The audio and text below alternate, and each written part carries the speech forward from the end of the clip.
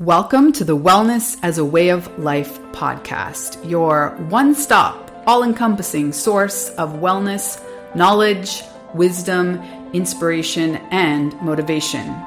Here we teach you why not all wellness trends are for you, how to figure out which ones are, how to best adapt them for your personal wellness toolbox, and how ultimately to integrate your wellness practices so fully that they become to feel like brushing your teeth. A foundational part of who you are and not a check mark on your to-do list.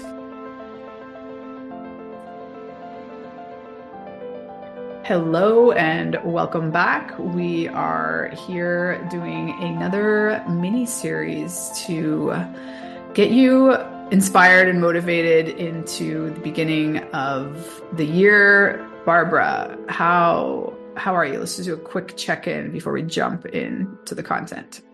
Yeah, I'm so excited to dive into this. And we had such a great response from our last mini series and just continuing the conversation. And I'm refreshed. I spent some time with my family in Miami over a little bit of the beginning of the new year, and just having that resetting myself connection, not diving into the madness of setting all of these crazy goals feels really good. So I'm happy to have this conversation and make those connections around not just wellness, but leadership here as well. Beautiful. Yeah, I had mostly deep rest, and it was very, very much what I needed.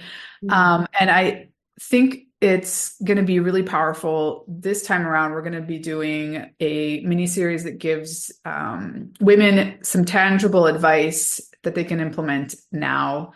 Not so much in the previous one, we talked more about sort of common issues that we're seeing. And this one is going to be what can you do right now and work on and sort of have as front of center in your list of goals for the year to improve on. So let's just jump in. Yeah, one thing, so when we were talking that kept coming up is the speaking component of leadership. And I think there's always everything that we talk about is both the outward facing component of if you're speaking, for example, you're speaking to an audience, you're speaking to a group, you're maybe pitching yourself to a potential investor. But then there's also the unsaid part, which is the back end and everything that's going on in your mind, everything that you're thinking of, everything that has told you that you're not set up for this, or you're not good enough, quote unquote, for that moment. So I think we can use a little bit of this episode to break down both ends of that. Is what is the forward facing? What are ways to prep so that I do feel good, do feel great? And then what are just tips and tricks that you can use as a speaker as you're developing your practice over the course of this year? But I think that everything that we're seeing, trends for 2024, really around community, really around authenticity, really around founders stepping into who they are as people. And with that means that you have to be a really great storyteller. You have to be a really great speaker, because so many times the people that I work with have such a great story, but the way that they're communicating it is not landing. And that's really, I think, what we want to develop. Just kind of start the conversation here today. Yeah. So, I think to your point, there's an element of self-awareness that is required to improve on these things. And at the same time, if all you're doing is overanalyzing what you're doing in your head as you're doing it, you're really taking a lot of energy away from your brain to really do your best job at that moment. So something that's always been helpful to me is to get away from this stressful framing that there's a one way of communicating anything, there's definitely a better way versus worse. But I think taking the pressure off that there's one perfect, and even when we're talking about something telling your story or pitching yourself, you do want to have, a version of it very well rehearsed, but then you also want to give yourself that freedom to just be talking, the story. You want to hit some key points and, maybe initiate a certain feeling out of your story. But at the same time, if you're, so preoccupied with trying to memorize exactly how it was written down, it's not going to be as effective, and it's certainly not going to come off as authentic. Yeah. Yeah. And I think that's probably the first point is both having, or maybe 2 points, is having some sort of a structure that you're working with. I think that as founders or as women in general, as women that are working in corporate, whether you're talking to or like trying to manage up, or you are, sharing an annual report, or you're pitching yourself to an investor, whatever it may be, know who you're talking to and know that audience, what moves them, what drives them. Because say there are 10 components of your story that are important, and this may not even be, your own story. This may be an annual report that you have to share, or this may be like, what are projections for next year? Whatever it is, say there are 10 components of the story. For person A, they may want to hear more about, and they may light up when they hear about like part 1 and part 8. But if you're in a different room with a different person, they may be more driven by like part 2 and part 10 of the story. So I think just really knowing your audience and knowing who you're speaking to, like you said, you want to highlight different parts of what you're saying. But if we go into it, so much of like the traditional way is this like, you go to school and you take this public speaking class and now you're this like great speaker. And that's just like a very it's done, it's expired, we can't do that. It's also just like very boring. And I think a lot of what speaking goes into speaking is knowing who you're talking to, because the majority of our conversations, the majority of these like speaking engagements or speaking moments are really not to an audience of 200, 400 people. Like even as somebody who is a speaker, most of their communication is probably to small groups of people about very clear tasks or outcomes. And you want to make sure that those are really clear. So I think number one, like the one key takeaway is, or the first key takeaway is knowing your audience, getting really clear on who you're talking to, and also knowing what drives them. That's key. Is people are probably listening to presentations, pitches, especially all day long, especially if it's a certain subset of people. Mm-hmm. Making yours stand out is like knowing what makes them tick. Yeah. So I think that's a really key point. Another one is understanding like, what is your communication goal in that specific situation? Mm-hmm. Like, is the intention to educate on something? Is the intention to shift the culture? Is the intention to build rapport with this audience? And how do you want to show up based on that is different, right? And so those two things together, knowing what is your purpose in communicating what you're communicating. And I think another, like a third there, is the more that you can do it in story, it just naturally builds in authenticity. Mm-hmm. Because that is how the human brain works, and that's also how best we learn. They're going to remember whatever you're presenting better if it's presented in a story that had some emotion in it. Yeah. And then that's key. I think that grounding yourself in storytelling and crafting a story that matters to people that are listening, and drop us right into the middle of the story. Like, we don't have to start I remember I was like at this wedding, and this like speeches went on for hours, like hours and hours and hours. And the dad's talking. I swear, I mean, like, maybe it's because I was hungry, but I think the dad was talking for like an hour. Like he's like, and then she was 9, and then she was 10. And it's like, everyone's like, oh my goodness, can we please just get to the dinner? And I feel like for the receiving end, being in the audience of somebody that is speaking, you want to drop us right into a moment, right? We don't have to think, we always think storytelling is chronological. Storytelling has to be like, I have to start my story at 14 or when I was, you don't have to do that. You can drop us right into the middle of the story. And exactly like you said, it's driven by emotion. It's driven by purpose. It's driven by like, why are you sharing this part? Because you want to captivate your audience in that. It doesn't have to start at 9 years old, even if it's a founder story, or even if you're in an interview, or even if you're, sharing what has happened. You don't always have to feel like you're pressured to start at the beginning. And because so many people do, they lose the interest of the audience for like the first 10 minutes they're talking, and then they actually get to the part that's important. So find those moments that are important and build around that, and don't think that you have to start at like the starting point of your story. Yeah. No, I love this example because it's so relatable. And I think, just with using that example, if that father was just to tell one tiny story of like one of most powerful interactions he had with his daughter, you're going to remember it better. Yes. And B, it gives you, it's also an opportunity to just go a little bit more in depth with the emotion. And, even maybe be intentional that there's, like a one line that someone takes away that's memorable, opposed to, the chronological. I completely the story of their entire life. Yeah, their entire life. Like nobody cares. I mean, he cares, which is nice, Right. but Right. that's a situation of not knowing his audience, right? Correct. Or being confused as to what his intention is. Does he want to communicate deeply his love for his daughter and have everyone remember this beautiful story and interaction they shared? Or does he want to just tell her whole life story? Because this is one place in time that he has an audience to do it. But yeah, so I think those are all.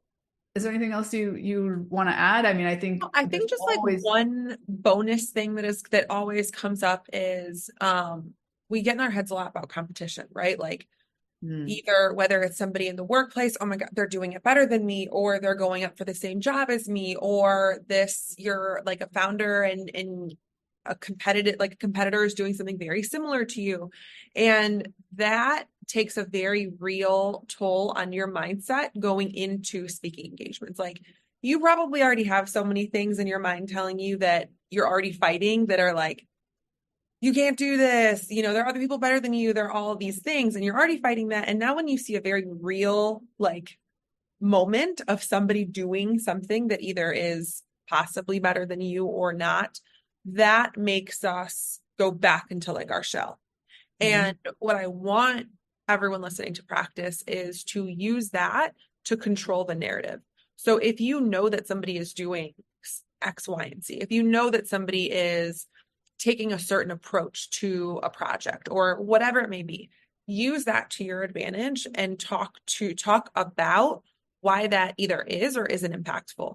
But you're indirectly telling your audience that, one, it's happening, and two, you have it under control. Like, even though you may be spiraling mentally because it's happening, like, oh my gosh, this person's copying me, like they took credit for my work. This stuff happens all the time. But if you can control the narrative for your audience, they see like, oh, she's got this under control. Like they know what's coming up, because so many times when it comes to competition, whether it be at work, in the market, whatever it may be, the person on the receiving end may already know about that. And for you to bring it up is holding the power in your hand, or like keeping the ball in your court essentially, versus them asking it as a question. And now they have the power over like, well, what are you thinking about your competitors? Or what do you think about this? So I think finding those opportunities to harness these feelings of like competition or any feeling around like somebody else copying you, bring that in, you control the narrative, and bring that up in your story and your presentation and whatever it is you may be doing. Yeah, I think that's, the damage control, essentially. It's keeping it in your realm of awareness, and then also, using it as a tool essentially to your advantage, opposed to having it throw you off course. Yeah, love that advice. Last thing I'll say there, similarly, right before you're going into these moments, just super simple, go back to the breath, make sure you're breathing, take a couple deep breaths, feel your feet on the ground. And it's, sometimes seems cheesy, but just a little inner pep talk. You've got this, this is something you've rehearsed, you've done this, whatever it is you can tell yourself. And yeah, in the beginning, the rehearsal is something you can do. I often tell clients, when they're about to have a difficult conversation with a loved one or something, practice it. Say it out loud to yourself in the mirror. So it's not the first time that it's coming out of your mouth out loud. Yeah. Yeah. And I think that's so key. And I feel like I'm a person that I feel very confident in speaking, and whether it's a small group or a large group. And when I practice, it comes off more focused. And I feel like the practice part and the really centering yourself is really the key between, am I just talking to talk, or is it actually landing with the person that's listening? And I think when you practice it, it's exactly that. Like, it's not just the first thing that's coming out of your mouth. It's not just like word vomit around whatever topic you're talking about. And it's like muscle memory for your mind, for your body. Like, I can do this. I got this. And then you go ahead and dive in. Even if you black out during the actual speaking part, it's okay. Like, you're like, I don't know what happened, but your body's on autopilot. You did your breath work. You're grounded and you know exactly what you're saying. But yeah, so that's kind of like the tip of the iceberg around speaking. And I think we're going to dive into different components as we go in this mini series, but we're having fun. We're diving into things that we see both our clients, our community, people that are in our network struggling with, and we want to tap into it in a very way that is actionable for you to start practicing today. Yeah, and we need more female leaders. So yes, this is our objective, to helping them feel grounded and embodied and confident. Because when it comes down to it, you want to ooze confidence from the inside out and just feel good about it. Yeah, I love that. Amazing. All right. So we'll see you in the next one. After this conversation, Barbara and I were just so excited about the intertwined nature of our two expertise that we just were inspired to create a new program to support women in corporate spaces. It is called Elevate and Lead. It involves 8 sessions to embodied and sustainable leadership for women in corporate. It is an 8-month experiential program to develop the capacity of women in leadership. We provide a holistic approach to leadership that supports leaders at the intersection of leadership, self-leadership, and optimal wellness. Our method involves 8 live micro-learning experiences in a virtual community, precisely what Barbara was talking about, a safe space to practice and skip the trial and error of decades of becoming a better leader. It also involves an ongoing personal and professional development opportunity and an online community of leaders and other women that are really interested in optimizing their own leadership ways in an embodied and authentic way. Our leadership and self-leadership wellness development program steps into the gap that McKinsey in their 2022 report points out that now companies have a new pipeline problem. Women leaders are leaving their companies at the highest rate we've ever seen and at a much higher rate than male leaders. To put the scale of the problem in perspective, for every woman at the director level who gets promoted to the next level, 2 women directors are choosing to leave their company. We firmly believe that diverse leadership is not just a moral imperative, but a strategic advantage. So we invite you to skip the trial and error and embrace a transformative program that compresses time, accelerates growth, and ensures the rise of a new era of leadership. This first cohort that starts in January of next year, we are inviting women who have been flagged by their superiors or by the leadership in their own company, or really they just have a deep desire to feel more embodied in their leadership, bringing their leadership skills into practice and growing in a safe community. So if any of this speaks to you or someone that you can think of, please check out the website or pass it on. We would be forever grateful. Have a good one.